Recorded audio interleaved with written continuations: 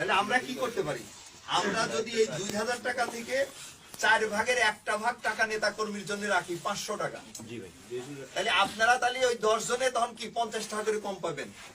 200 টাকা 150 করে নিবেন ঘরে। ওই 150 করে যে ঘরে নিয়ে যাবেন আর 50 টাকা করে যে দিয়ে দিলেন, তাতে কিন্তু আপনার সবাই যখন ওই পয়সাটা 2 টাকা 5 টাকা একটা চকলেট পাবে, একটা চুইংগাম পাবে, তখন কিন্তু তাদের একটা মনে কিন্তু একটা আনন্দ থাকবে যে শালার ওই 2000 টাকা তো আমার দলের জন্য 500 টাকা শালার দিয়েছে। তাহলে কিন্তু খুশি হবে নেতা কর্মী, তখন আল্লাহও খুশি হবে।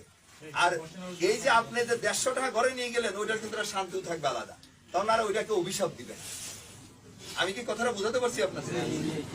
সেটা আমার কথা হাট বাজার, ওএমএস ডিলার হোক, খাদ্য বান্ধবের ডিলার হোক, ওই আপনার মাছ চাষ করাতেও কোনো টেন্ডারের থেকেও যে যেটা করবে, এটা কিন্তু স্পষ্ট মেসেজ আমাদের। কে কি করলো আমি জানি না, আমার দলের নেতা কর্মী যদি কেউ এটা না করে, ওই 90 জনের সাথে কিন্তু আমি ঘোষণা দিয়ে ওই 10 জনের বিরুদ্ধে নামবো। ভোটের কাজ হলো অংশীদারিত্বমূলক, সে অর্থনৈতিক কাজ হোক আর রাজনৈতিক কাজ সব এরকম হবে, অংশীদারিত্বমূলক।